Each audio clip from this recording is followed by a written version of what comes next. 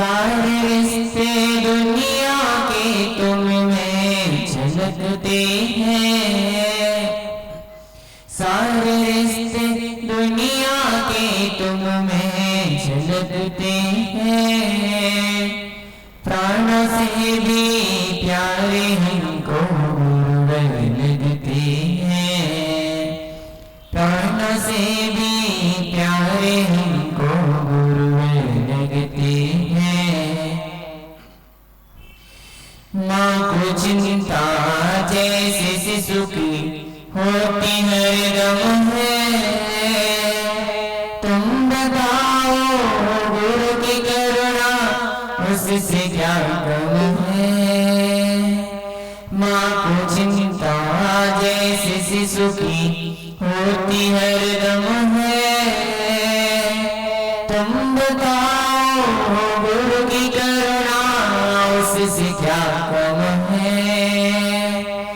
माँ से बढ़कर गुरुवर की करुणा समझते हैं, माँ से बढ़कर गुरुवर की करुणा समझते हैं। प्राणों से भी प्यारे हमको गुरुवर लगते हैं, प्राणों से भी प्यारे हमको गुरुवर लगते हैं। छोटे हमको जब जो लगती दिल तेरा दुखता, पीड़ा दर हो शिष्य को तो गुरु न सो सकता। छोटे हमको जब जो लगती दिल तेरा दुखता, पीड़ा दर हो शिष्य को तो गुरु न सो सकता। शिष्य की पीड़ा गुरु हरदम समझते हैं, शिष्य की पीड़ा गुरु हरदम समझते हैं। प्राण से भी प्यारे हमको गुरुवर लगते हैं, प्राण से भी प्यारे हमको गुरुवर लगते हैं। चलते चलते थक जो जाए हाथ तुम देना, लड़खड़ाए गर कदम को थाम तुम लेना। चलते चलते थक जो जाए हाथ तुम देना, लड़खड़ाए गर कदम को थाम तुम लेना। अपना जीवन गुरुवर तुमको अर्पित करते हैं, अपना जीवन गुरुवर तुमको अर्पित करते हैं। प्राण से भी प्यारे हमको गुरुवर लगते हैं, प्राण से भी प्यारे हमको गुरुवर लगते हैं। चरण कमल में गुरुवर के हृदय में बसते हैं, प्राण से भी प्यारे हमको गुरुवर लगते हैं। जिन्हें प्रभु जी के वचन से भाव से जीवा होना चाहिए, प्रभु जी चाहना चाहिए श्री देव के सारे जीवा होना चाहिए। अब सभी लोग दवासन से बैठ जाएंगे और भगवान को नमस्ते करेंगे, बोलेंगे हे भगवान अच्छी पूजिनी वंदामी नमस्सामि दुःखख्रो कम्मख्रो बोहिलाओ सुरैरमणम समाधि मरणम जिनको संपत्ति हो वचन। हे भगवान नमोस्तु नमोस्तु नमोस्तु। आचार्य भगवान के लिए नमोस्तु करेंगे, हे आचार्य भगवान नमोस्तु नमोस्तु नमोस्तु। सभी मुनिराजों के लिए हे मुनिराज नमोस्तु नमोस्तु नमोस्तु। छुल्लक जी के लिए आपस में अब अपन सभी चलते हैं पुराना बेस्ट लॉजिक सॉल्यूशन की ओर। आप सभी अपनी जिज्ञासाएं रखिए और परम पूज्य मुनि श्री निर्यापक मुनि विज्ञ सागर जी महाराज जो उच्चारणाचार्य भगवान विनम्र सागर जी महाराज के प्रथम शिष्य हैं, वो अपने ज्ञान से आपकी जिज्ञासाओं का समाधान करेंगे। तो अपन सभी उनके चरणों में निवेदन करते हैं कि हे भगवान आप अपनी मंगलमय वाणी से सभी के जीवन की सुनी बगिया को सिंचित करें। हे मुनिवर नमोस्तु नमोस्तु नमोस्तु। आइए तो आज की पहली जिज्ञासा कौन रखेगा? कॉर्डलेस माइक हो गई।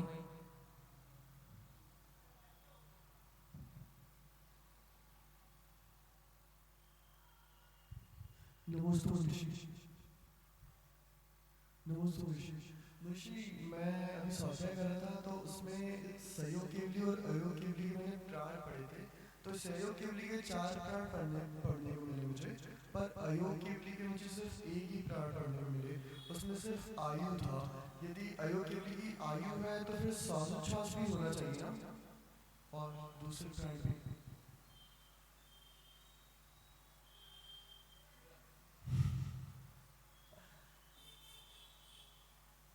बोले पारसनाथ भगवान की जय। बोले देवादिदेव श्री महावीर भगवान की जय। परम पूजनीय संत श्रोमणी समाधि सम्राट आचार्य भगवान गुरुवर श्री विराग सागर जी गुरुदेव की जय। परम पूजनीय चरणाचार्य भगवान गुरुवर श्री विनम्र सागर जी गुरुदेव की जय। अहिंसा में जैन धर्म की जय। प्रश्न है, सहयोग केवली के 4 प्राण और अयोग केवली के 1 प्राण। तो अयोग केवली के मात्र आयु प्राण होता है, वह श्वासोश्वास नहीं होता है। श्वासोश्वास पर्याप्तक अवस्था में औदारिक, वैक्रियक, आहारक शरीर के साथ ही होता है पर्याप्तक अवस्था में। अपर्याप्तक अवस्था में श्वासोश्वास नहीं होता, इस बात का ध्यान रखें। अब सहयोग केवली पर्याप्तक हैं, लेकिन वहां पर कार्बन का योग है, वहां पर जो है योग नहीं है, सारे योग समाप्त हो चुके हैं, अयोगी हैं वे। तो अयोगी है, इसलिए वहां पर केवल आयु प्राण होता है और इसके अलावा कोई भी प्राण नहीं होता है, ऐसा जानना चाहिए। लेकिन सहयोगी अवस्था में यहाँ पर 4 प्राण, कौन कौन से 4 प्राण? श्वासोश्वास, आयु, कायवल और वचन बल, ठीक है ना। तो ये 4 प्राण यहाँ पर पाए जाते हैं। और 4 प्राण में ना तो मनोबल है अयोगी में, ना वचन बल है, ना काय बल है, केवल वहां पर आयु प्राण है ना। इसलिए वहां पर एक ही प्राण स्वीकार किया है। अगला प्रश्न, अगली जिज्ञासा हो गया। एक और है, हाँ बोलो। जब हम गति पढ़ते हैं तो मनुष्य गति में 1 से 14 को स्थान बताते हैं। जब हम काय पढ़ते हैं तो हम तिरस्कार में 1 से 14 को स्थान बताते हैं। पर जब हम संज्ञा पढ़ते हैं तो संज्ञा के 1 से 12 को स्थान क्यों बताते हैं, 1 से 14 को नहीं बताते? क्योंकि संज्ञा ही मतलब सहयोग और अयोग केवली हो सकता है। अयोग केवली, सहयोग केवली, नो संगी नो असंगी, ठीक है। सहयोग केवली जो 13वें स्थान होते हैं, ना वो संगी है ना वो असंगी है। क्योंकि संगी कब होंगे? जब मन से काम करेंगे, उनका मन तो काम करता नहीं है, भाव उनका समाप्त हो चुका है, इसलिए संगी नहीं है और असंगी भी नहीं है ना। क्योंकि मन है तो मन है, इसलिए असंगी नहीं है। मन काम नहीं करता है, इसलिए संगी नहीं है। तो नो संगी नो असंगी उनको कहा जाता है। 12वें गुणस्थान तक मन काम करता है, इसलिए 12वें गुणस्थान तक के जीवों को संगी कहा जाता है। और 14वें गुणस्थान में वही नो संगी नो असंगी, ठीक है। अगला प्रश्न,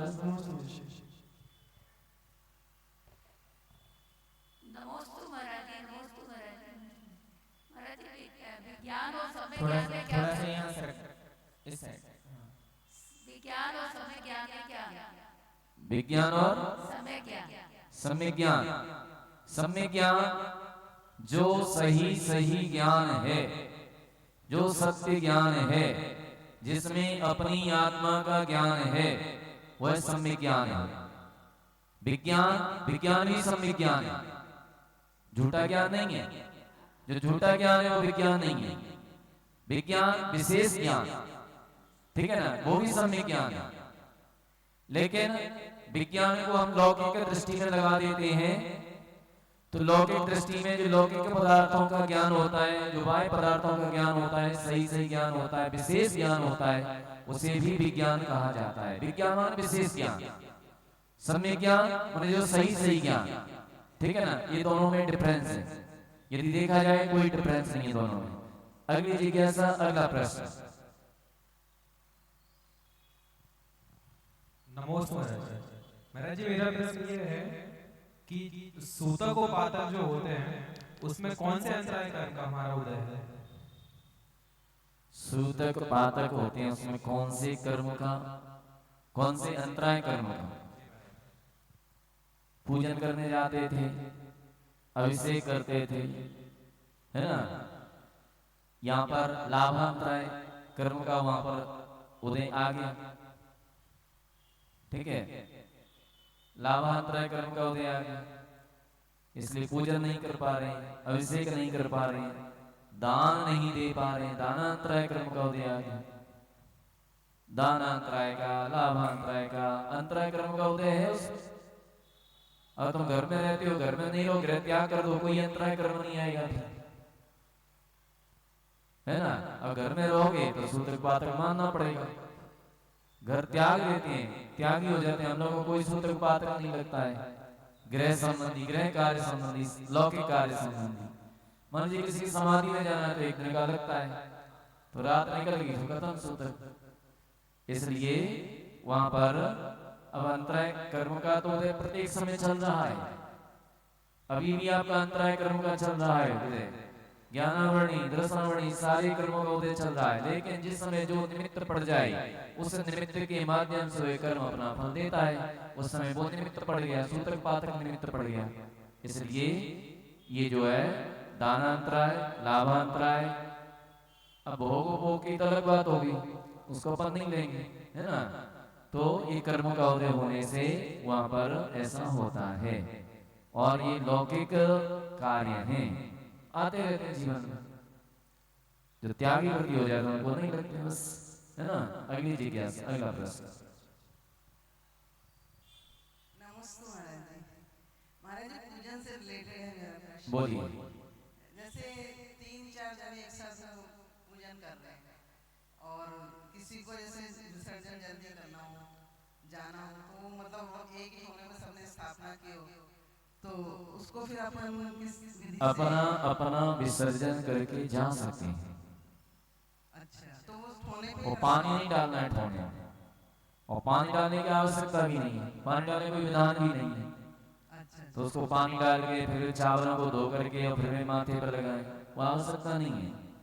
वो द्रव्य चढ़ा हुआ द्रव्य है, आप उसमें पुष्पांजलि छेपण कर दीजिए और निकल जाइए धीरे से अच्छा, विसर्जन करके, ठीक है। कोई धोना और ये सब आवश्यकता नहीं होती वहां पर। इसलिए अपना अपना विसर्जन करके जा सकते हैं, जिसको जाना है, जल्दी जाना है, जा सकते हैं। और साथ में करना है तो साथ में करो बढ़िया से, 4, 6, 10, 20 लोग मिलकर, अच्छी बात है। अगली जिज्ञासा, अगला प्रश्न। आगे समझ में? एक प्रश्न और है। जैसे मनुष्य की प्रमाण संख्या क्या गुण स्थान से मालूम चलती है? क्या गुण स्थान क्या बताता है? मतलब जीव की मनुष्यों की संख्या, मनुष्य कितने होते हैं संसार में?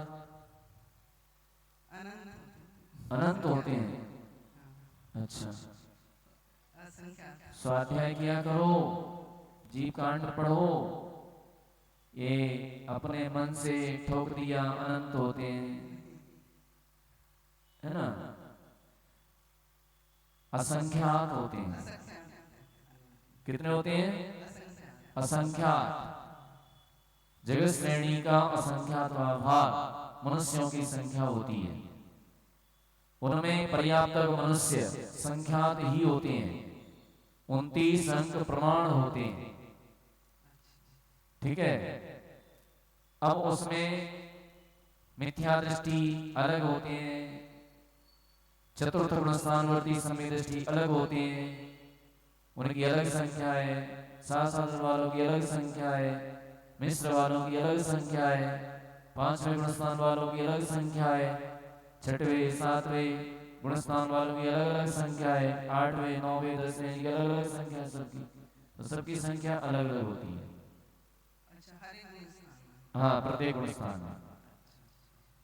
ठीक है, आगे समझ में। हाँ, अगला प्रश्न। गणित प्रबोध पुस्तक में ये सब लिखा हुआ है, परिशिष्ट में पीछे लिखा हुआ है, मनुष्यों की संख्या सबकी संख्या लिखी हुई है। हाँ। नमस्ते महाराज जी, मेरा प्रश्न ये था कि चारित्र क्या होता है और हम उसे कैसे बना सकते हैं? चारित्र क्या होता है, हम उसे कैसे बना सकते हैं, कैसे प्राप्त कर सकते हैं, कैसे प्राप्त कर है ना, ये पूछना है, कैसे प्राप्त करें चारित्र को। बहुत अच्छी बात है। चारित्र 13 प्रकार का होता है। चारित्र किसे कहते हैं? जिसको अपने जीवन में धारण करने से हम पाप क्रियाओं से बच सकते हैं, कर्मों से बचा जा सकता है, उसे चारित्र कहते हैं। सम्यक तो सहित है वह सम्यक चारित्र है, और सम्यक से रहित है तो वह मिथ्या चारित्र है। चारित्र 5 महाव्रत माने 5 पापों का त्याग करना, 5 समिति, उन व्रतों को पालने के लिए समितियों का पालन करना, दृढ़ता लाने के लिए समितियों का पालन करना, 3 गुप्तियां, मन वचन काय को गुप्त रखना, प्रयोग में नहीं लाना, ये 13 प्रकार का चारित्र होता है। इस 13 प्रकार के चारित्र को मुनिराज धारण करते हैं। ठीक है, अणुव्रतों को श्रावक लोग धारण करते हैं। चारित्र भी 2 प्रकार का होता है, सकल चारित्र और विकल चारित्र। जो विकल चारित्र है उसे श्रावक लोग धारण करते हैं, और सकल चारित्र को मुनिराज धारण करते हैं। चारित्र कैसे प्राप्त हो? ऐसे प्राप्त नहीं होगा। पहले आपको दीदी बनना पड़ेगा, ब्रह्मचारिणी दीदी, फिर आपको आर्यका माता जी बनना पड़ेगा, आपको चारित्र मिल जाएगा। पहले अणुव्रत मिलेंगे, फिर महाव्रत मिलेंगे, ठीक है ना, फिर चारित्र प्राप्त हो जाएगा। चारित्र के प्रभाव से अगली पर्याय देवगति की होगी, फिर मनुष्य बनेंगे, उसमें फिर मुनि बन करके और निर्वाण को प्राप्त कर लेंगे। ये चारित्र का फल है। जी महाराज। आगे समझ में।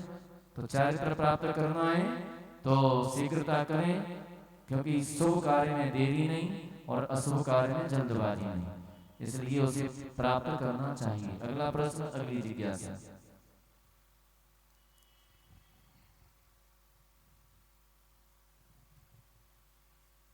अच्छा जी, वापस नमोस्तु महाराज जी, भविष्य इतने देखो हमारी तरफ, आप स्क्रीन पर नहीं देखो, फिर बोलो ताकि हमारी समझ में आए। महाराज जी, ज्योतिष भविष्य जानने के लिए ज्योतिष के पास जाते हैं तो वो क्या सबसे सही है, वो सही बताइए। ज्योतिषियों के पास जाते हैं, ज्योतिष सही है या गलत है? ज्योतिष कभी गलत नहीं होता, ज्योतिष तो सही होता है, लेकिन ज्योतिषी कैसा है उसके ऊपर डिपेंड करता है। ज्योतिषी ने अगर ज्योतिष को अच्छी तरह से पढ़ा है, अच्छी तरह से उसको अनुभव में लिया है, तो ज्योतिष कभी झूठ नहीं बोलता। ज्योतिष जैसा है, जैसी घटना घटने वाली है वैसा ही बताता है। भूतकाल का तो सही बताते हैं, पर भविष्य का सही हाँ, भविष्य का भी सही बताते हैं, भूत का भी सही बताते हैं, सब कुछ सही बताते हैं। लेकिन ज्योतिषी कैसा है, उसने ज्योतिष को कितना पढ़ा है, कितना समझा है, उसके अनुसार वह बताता है। अगला प्रश्न, अगली जिज्ञासा।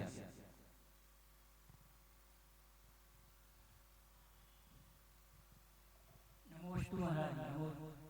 महाराज जैसे जैन समाज में कोई आदमी कुत्ता वगैरह क्रूर जानवर पाल लेते हैं, तो कहाँ तक उचित है? हाँ, बहुत अच्छी बात, बहुत अच्छा प्रश्न किया है आप। और क्या वहाँ महाराज जी हाल है सड़क? हाँ, तुम्हारे घरे तो नहीं है? तुम्हारे घरे है क्या नहीं? पहले तो जो बताओ, तुम्हारे घर पे है क्या नहीं? तो ठीक है, तो तुम सही सी बता रहे। बैठ जाओ।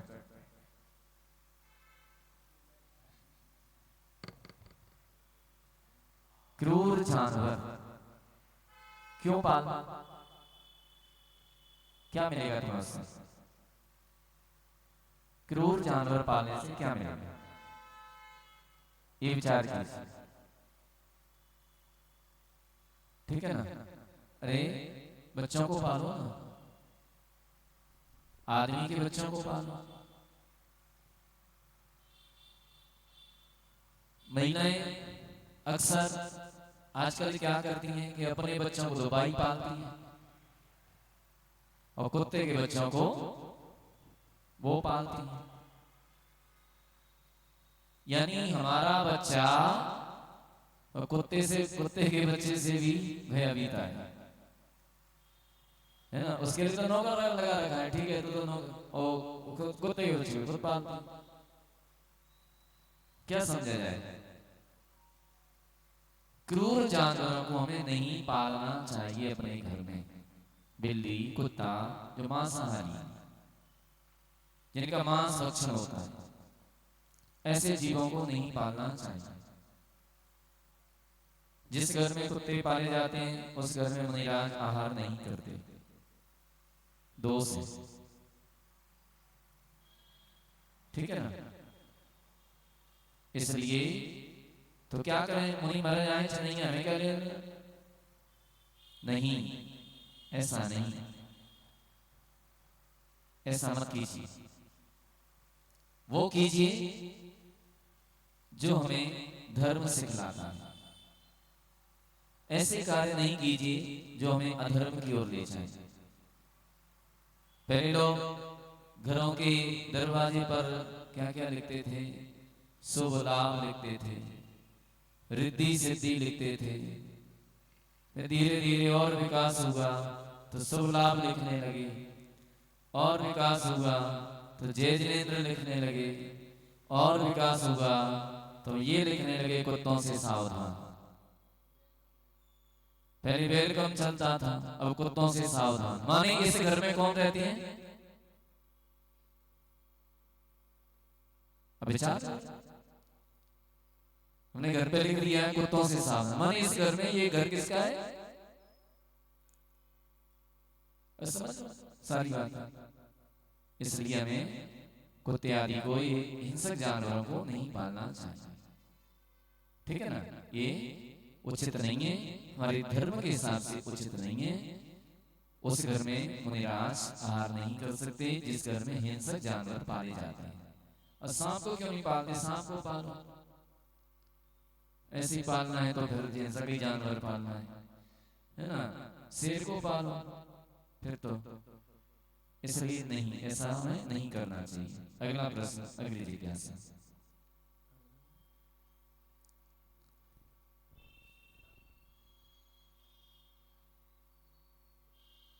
जल्दी, बहुत सारे प्रश्न हो जाते हैं, बहुत शॉर्ट में उत्तर दे रहे हैं।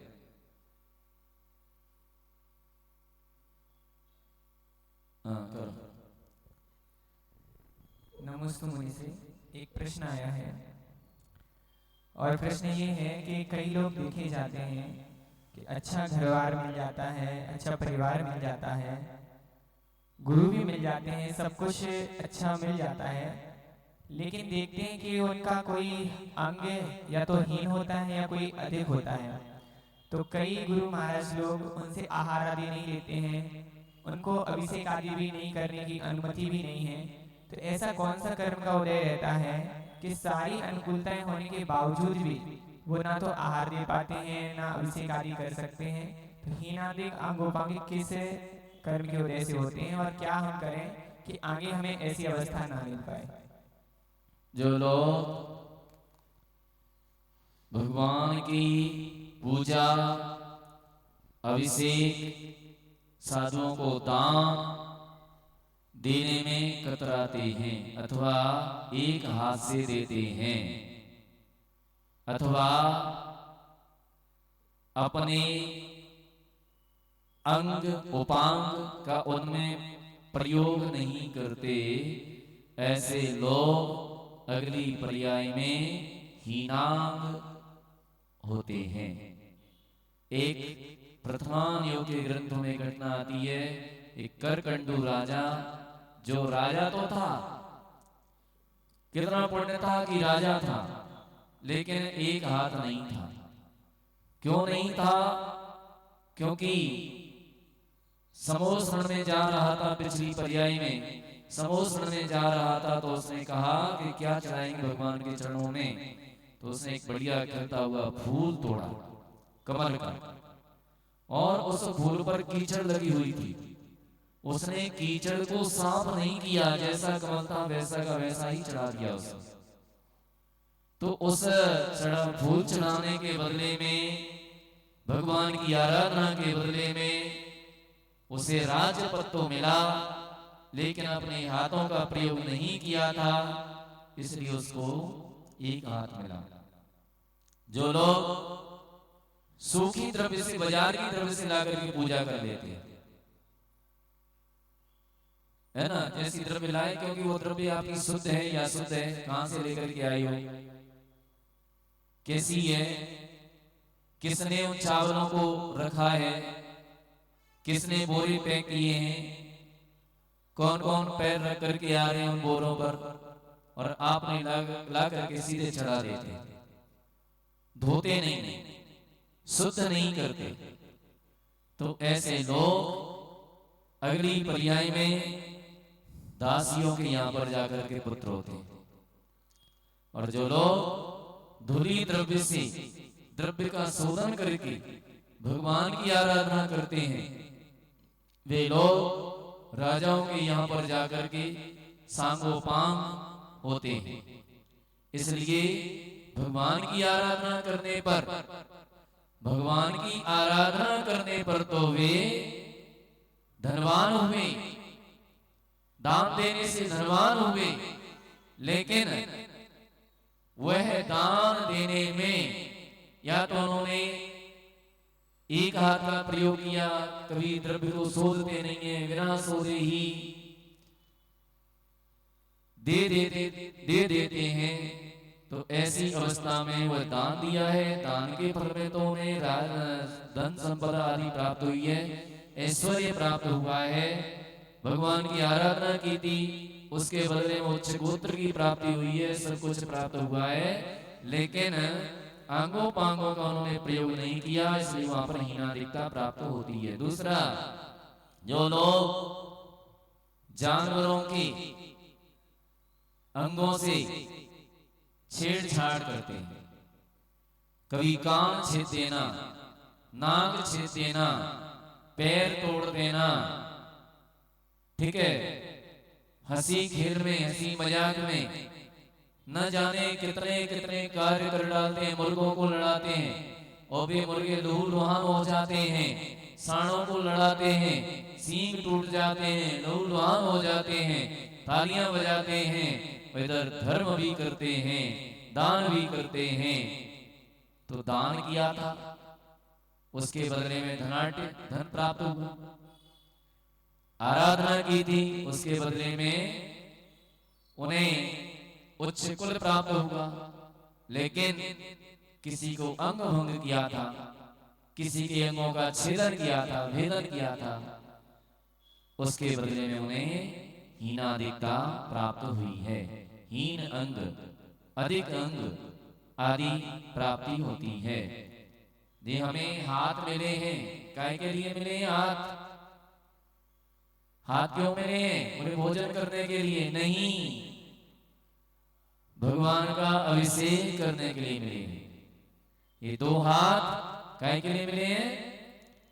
भगवान का अभिषेक करने के लिए मिले हैं। दो पैर तीर्थ वंदना करने के लिए मिले हैं।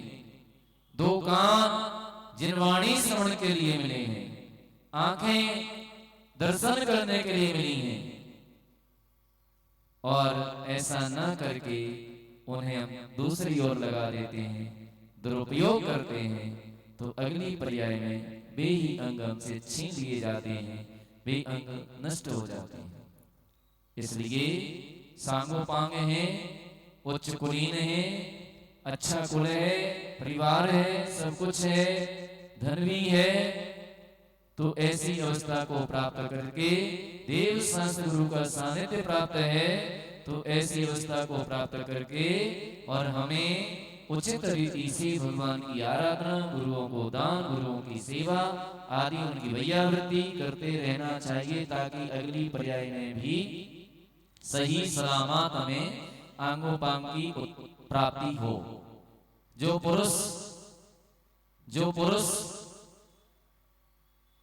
पुरुष पर्याय को प्राप्त करके और केवल भगवान का अभिषेक देखते हैं, यूं मान के चलना कि अगली पर्याय में ये स्त्री पर्याय का बंध करने जा रही है, क्योंकि अभिषेक देखने का अधिकार किसको है? अभिषेक कौन देखता है? पुरुष देखते हैं कि महिलाएं? महिलाएं। पुरुष क्यों नहीं देखते हैं? पुरुष तो स्वयं कर सकते हैं, उन्हें देखने की आवश्यकता नहीं, वो तो स्वयं करें और स्वयं देखें। महिलाएं कर नहीं सकती, इसलिए वो देखती हैं। और महिलाएं अभिषेक देखती हैं और अभिषेक देखते देखते वे अगली पर्याय में पुरुष बनने का अनुबंध करती हैं। पुरुष लोग देखते हैं, करते नहीं है, तो महिला बनने का अनुबंध कर रहे हैं, क्योंकि देखने का अधिकार महिलाओं को। इसलिए हम सांगोपांग हैं, अच्छा शरीर है, स्वस्थ शरीर है, तो हमें प्रतिदिन भगवान का अभिषेक इन हाथों से करना चाहिए। कई लोग तो ऐसे करते हैं, ऐसे करते हैं। अब ये डेढ़ हाथ से क्यों किया जा रहा है? क्या एक हाथ खराब है अथवा कोई कमी है उसमें? यूं कर रहे हैं आप? नहीं, अभिषेक यूं किया जाता है, दान यूं दिया जाता है, पूजन दोनों हाथ से की जाती है। इसलिए दोनों हाथ का प्रयोग कीजिए, और दोनों हाथ का प्रयोग करेंगे तो अगली पर्याय में पुनः दोनों हाथ, पूरा अंग, स्वस्थ शरीर, धन संपदा सब कुछ प्राप्त होती है। इसलिए हमें ऐसा ही करना चाहिए। इस तरह से आज का ये द बेस्ट लॉजिक सॉल्यूशन यहीं पर संपन्न होता है। समय हमारा समाप्त हो चुका है। आगे कल फिर ठीक 7 बजे द बेस्ट लॉजिक सॉल्यूशन आपको सुनने को मिलेगा। आज इतना ही। बोले महावीर भगवान की जय। अभी आरती तो आई नहीं है।